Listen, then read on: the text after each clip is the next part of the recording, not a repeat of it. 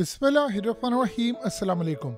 आखिर वही हुआ जिसका डर था। यमन ने अमेरिका पर हमला कर दिया है और ये हमला हुआ है अमेरिका के हमला करने के 24 घंटों के अंदर अंदर।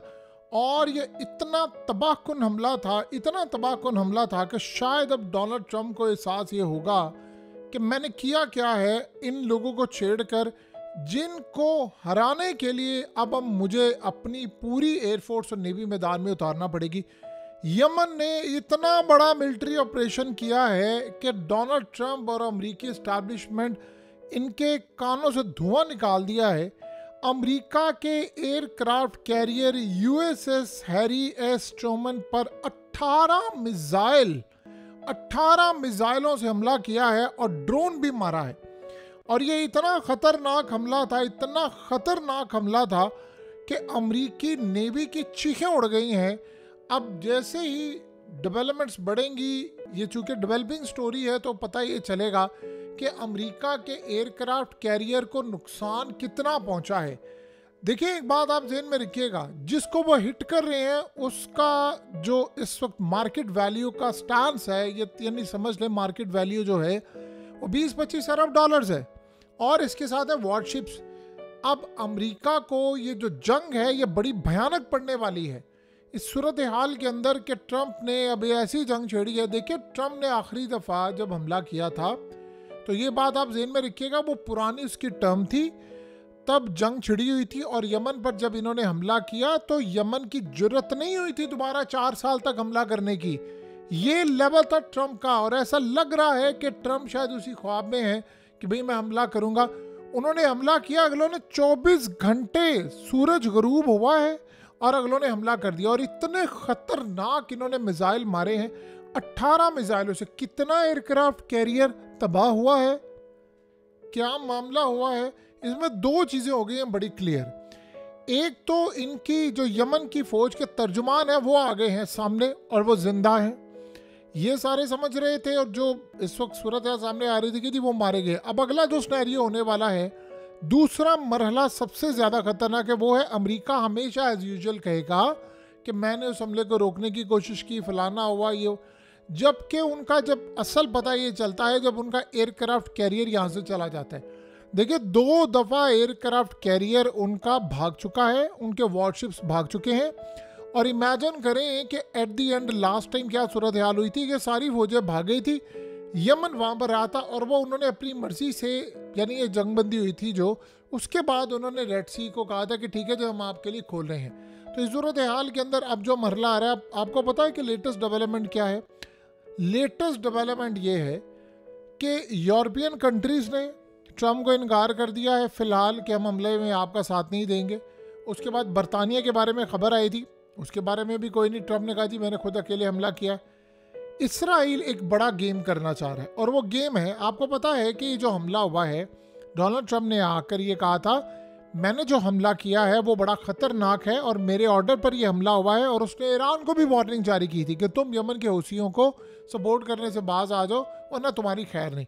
अब सिनेरियो ये बन रहा है कि इसराइल ने अमेरिका को कहा है कि मैं ज्वाइन करना चाहता हूँ तुम्हें। इसराइल और अमेरिका मिलकर यमन के हूसियों को टारगेट करेंगे। और इस वक्त सिनेरियो ये है कि हूसियों के जो लीडरान हैं और बड़े लोग हैं, उन्होंने गवर्नमेंट की जो बिल्डिंग्स हैं और हेडक्वार्टर्स हैं वो मुकम्मल तौर पर खाली कर दिए हैं।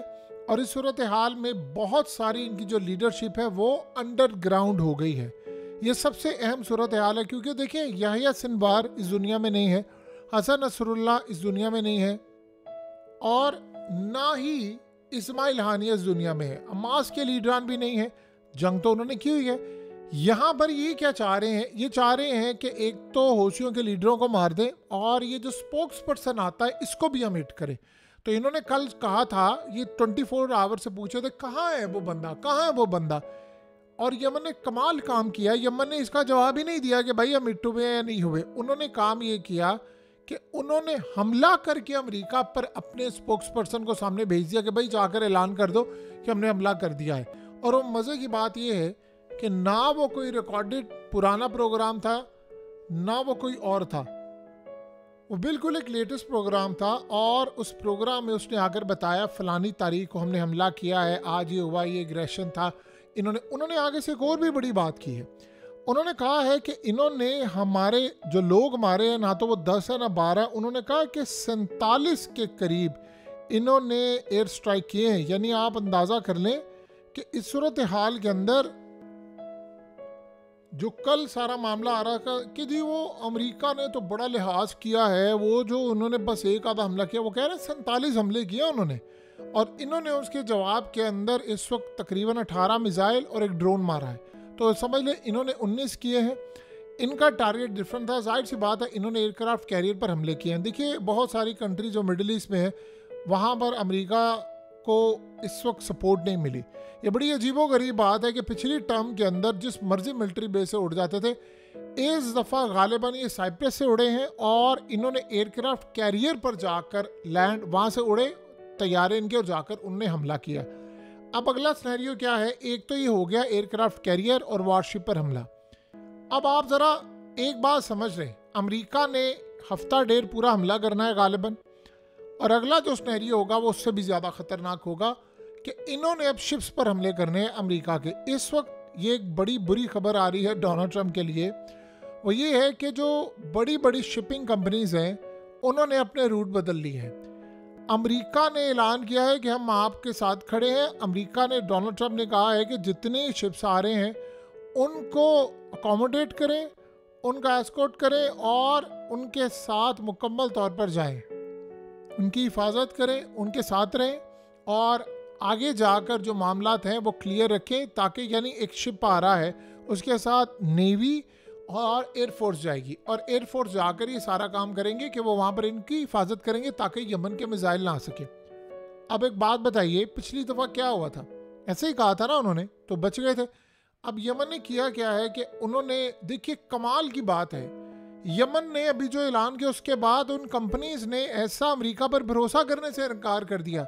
उन्होंने वाज़ह पैगाम असल में ट्रंप को दिया है कि भाई जब तुम नहीं थे तब भी हमसे वादा किया गया था, हमें नहीं बचाया गया था, लिहाजा अब तुम जाकर सो जाओ।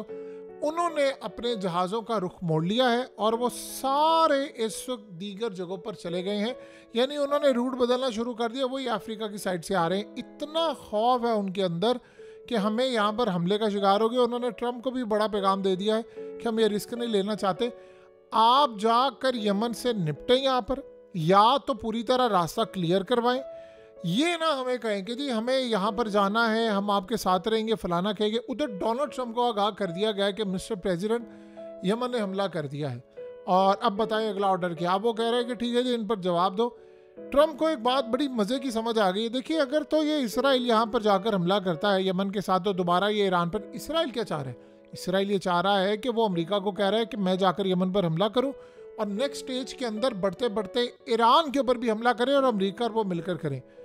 ये अगर इस लेवल पर मामला आ गया है ना तो फिर अमेरिका की खैर नहीं है, ये आप ज़हन में रखिएगा। अमेरिका के एयरक्राफ्ट कैरियर को हिट किया जा रहा है और कितनी देर तक आप संभालेंगे अपने वॉरशिप को, फलाना को। और इससे बढ़कर क्या सूरत हाल है कि मिडिल ईस्ट के अंदर जो उनके मिलिट्री बेसिस हैं उन्होंने इनकार कर दिया है डोनाल्ड ट्रंप को, जहाँ पर डोनाल्ड ट्रंप इन सब के साथ ताल्लुकात अच्छे रखते हैं कि भाई हम आपकी जंग में नहीं आना चाहते, ना हमारी मिलिट्री बेस से कोई अमेरिका का जहाज़ उड़ेगा, ना रिफ्यूलिंग होगी, हम इस जंग में मुकम्मल तौर पर न्यूट्रल है। इस वक्त अमेरिका को जो वाहिद अपनी जंग लड़नी पड़ रही है, साइप्रस से उड़ता है उनके जहाज़ और एयरक्राफ्ट कैरियर के ऊपर आते हैं, वहाँ से चलते हैं और आगे जाते हैं। यानी इसके अलावा उनके पास कोई सूरत हाल बचत की नहीं है।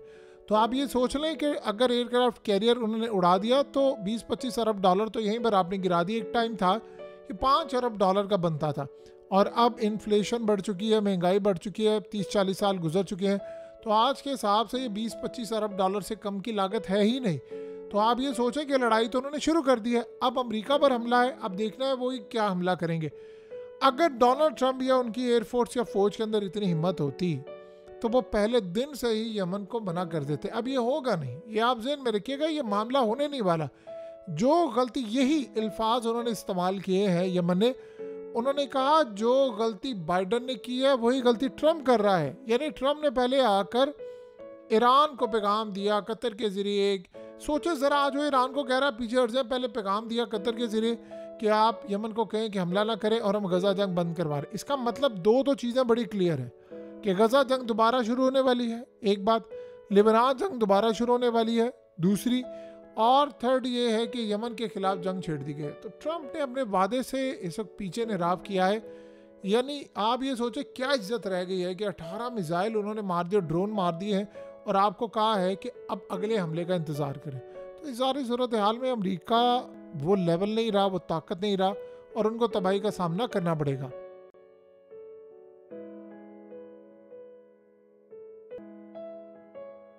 हकीकत टीवी को सब्सक्राइब करना मत भूलें, वीडियो को लाइक करें, शेयर करें और कमेंट सेक्शन में अपनी राय का इजहार ज़रूर करें।